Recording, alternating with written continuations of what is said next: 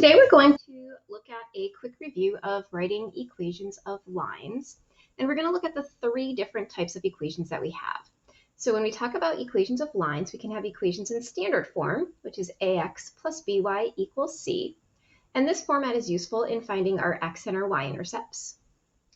We have our slope-intercept form, which is known as y equals mx plus b. And again, in this format, m represents the slope and b represents your y-intercept. And then finally, we have this equation in point-slope form. And the reason why it's called point-slope form is because we can use m to represent the slope, and then a point would be represented by the coordinates of x1, y1 in that formula there. So we're going to look at how we can use these different types of equations to write equations in either slope-intercept form or in point-slope form. And we're also going to look at how we can transform equations from one form to another. So when we're looking at the slope and intercept format, if we're given a slope and a y-intercept, your best choice to write an equation of a line would be obviously to use the slope-intercept form, y equals mx plus b. And if we're going to use that format, we would just replace our slope with 1/3 and our y-intercept with -5. So we would get y equals 1/3 x, and then instead of putting plus -5, we would just write that as -5. And this would be my slope and y-intercept form. This format is very helpful when we're looking for either a rate of change, initial starting value, or to draw a graph, because we can use the slope and the y-intercept to draw a quick graph. Another format of an equation is our standard form. And when you do solving systems of equations, some applications when you're given more than one rate would be beneficial from working through in our standard form. But a lot of times when you're encountering problems on tests like the SAT, it might be easier to transform this from our standard form into our slope-intercept form. So what we want to do is, if they give us a standard form and they ask us to find something like the slope, what we would actually do is solve for y and then use our slope-intercept form to identify that slope. So if I want to solve for y, first thing I would need to do is move that 4x term. So using our properties of equality, we could subtract 4x from both sides. That would leave me the -2y on my left-hand side, and then -4x plus 14 if I'm putting it in that standard slope-intercept form. Once I get to this step, my goal is to get the y by itself, so now I would divide every single term by -2. So I would divide both sides, and my final equation, taking it from standard form, which was this guy, over into slope-intercept form, would now be y equals, when I simplified this, I would get +2x. And when I simplified that, I would get -7. So I'm going to put -7.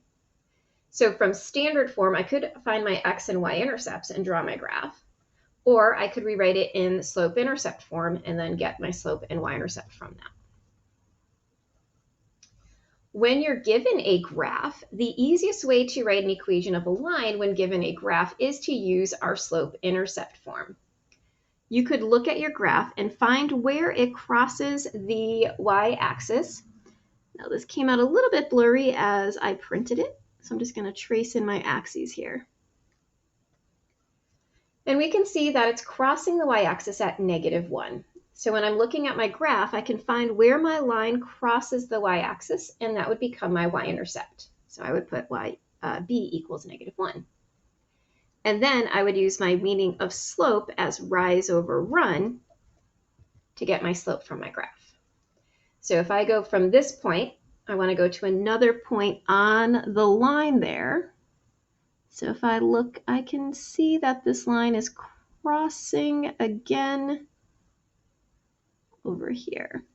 I can see that my slope, I'm going down 2, and then to the right, 1, 2, 3, 4, 5. So my slope would be -2/5 for this graph. Once I have my y-intercept and my slope, then I could just go ahead and drop it into my slope y-intercept format. So I can go ahead and say y equals -2/5 x minus 1 as my equation there. Now, sometimes when we're looking at a graph, you might be able to find your slope counting rise over run, or you might be able to find a point, but not necessarily your y-intercept. So another handy way to write an equation of a line when we don't have our slope and our y-intercept is by using what's known as the point-slope form. And it's called the point-slope form because, again, all we need is a point and a slope to use it. So if I go ahead and I use this point and that slope, I'm going to use my point-slope form. And the point-slope form is really just our slope equation kind of transformed a little bit. If you think back to what your slope formula looks like, your slope formula is y2 minus y1, all divided by the quantity of x2 minus x1. What they did for our point-slope formula was they just multiplied this denominator over to both sides to clear your fraction, and then they made one of these variables a constant. So they made the y2 and the x2 a constant value of x and y. So when I'm going to use the point-slope formula when I have a point and a slope, I'm going to call my point that I have x1, y1, and obviously my slope is my m. And I'm going to replace these values into this equation. So I'm going to get y minus, if I go to my point, my y1 value was 3. If I go to my information here, my slope was negative 3. And then I'm going to take x minus x1. Since I would be subtracting negative 1, that's really going to turn that into a positive. Now, this is an acceptable answer. If we were looking at just writing an equation of a line, this is a definitely acceptable answer. But again, a lot of times you might need to take it from one form to another. So if I'm working through, I was able to quickly write this equation, but if I needed more information from this, I could actually go ahead and rewrite it into our slope-intercept form. All I would have to do to take it from this form to the slope-intercept form would be to distribute, to clear my parentheses, and then get the y by itself. So this right here is our point-slope format. If I distribute, and then get the y by itself by adding 3 to both sides,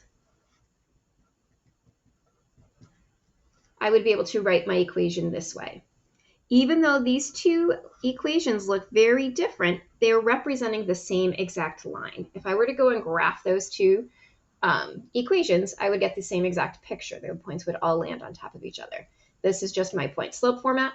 This is my slope y-intercept format. Okay.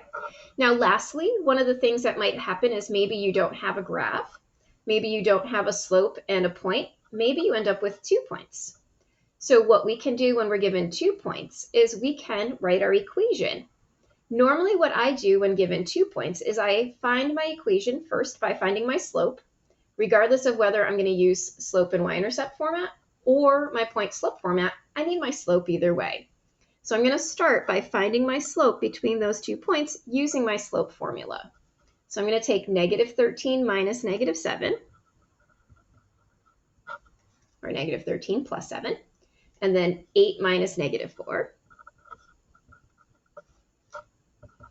When I work this out, I get negative 6 divided by 12, and I'm going to reduce that to negative 1/2. So now I have my slope. And then what I can do is I can choose whichever point I like better. It doesn't matter which point I pick. I usually either go for the first point or the point that has the smaller numbers. So I'm going to choose this guy right here as my point. So I have my slope from my slope formula. I'm choosing this as my point. So now I'm just going to drop into my point-slope formula. So I'm going to, again, replace x1 and y1 with the coordinates of my point. And I'm going to replace m with my slope. So I'm going to get y minus negative 7, or y plus 7, equals negative 1/2, and then x minus negative 4, or x plus 4. And again, this would be an acceptable answer. But if the question asked me to write it in slope-intercept form, then I would go ahead, distribute to clear the parentheses, and then get the y by itself. So subtract 7 from both sides. Again, even though these look completely different, they're still representing the same exact line. So when we're talking about equations of lines, there are three formats that we have. We have our standard form, we have our slope-intercept form, and we have our point-slope form. And we could take basically any equation and transfer it into a different format if we wanted to. Most commonly, we take our standard form and our point-slope form and transfer them into slope-intercept. To wrap things up, what we're going to do is kind of take a quick review of some special types of lines that we have. So if you remember back in algebra and geometry, we talked about equations of parallel and perpendicular lines. When you think about parallel lines are two lines that do not intersect, which means that they have the same slope but different y-intercepts. If you look at parallel lines, they're going to head the same exact way, so they essentially have the same steepness. So when I want to write an equation of a line, what they're going to do is basically give me a line, and from the line I'm going to look at, if I want to find the equation of a line parallel to a given line, from that given line, I want to know what its slope was. So if it's in y equals mx plus b form, I know my slope is 2. And again, to write an equation of a line, I either need a slope and a y-intercept or a slope and a point. So here they gave me my point was 5, 6. Since I want to write the equation of the parallel line, and I have a point and a slope, I'm going to use my point-slope formula. And again, parallel lines have the same slope, so I'm going to keep that slope of 2, and I'm going to keep this point of 5, 6, and I'm going to do my point-slope formula. And I would get y minus 6 equals 2 times the quantity of x minus 5. And again, I would accept this as an answer if it just said write me an equation. If it specifically says in slope-intercept format, then go ahead and distribute and solve for y.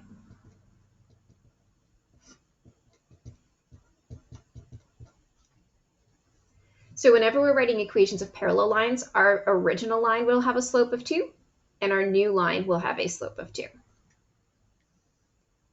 The other special type of lines you work with in algebra and geometry are perpendicular lines. And remember, perpendicular lines are two lines that intersect to form 4 right angles. And what ends up happening is as they intersect to form 4 right angles, you're going to notice that one line is positive and one line's negative to intersect. And it just so happens that their slopes have a product of -1. A quick way to deal with that is to say that their slopes are opposite reciprocals. So you're going to have a positive slope and a negative slope. And what happens is your rise and run switches from one line to the other. So if I want to write an equation of a line perpendicular to y equals 2x plus 4, well, I know in my original line, my slope was 2. If I want to write the equation of the line perpendicular, I have to find its perpendicular slope. And the symbol for perpendicular is an upside down T.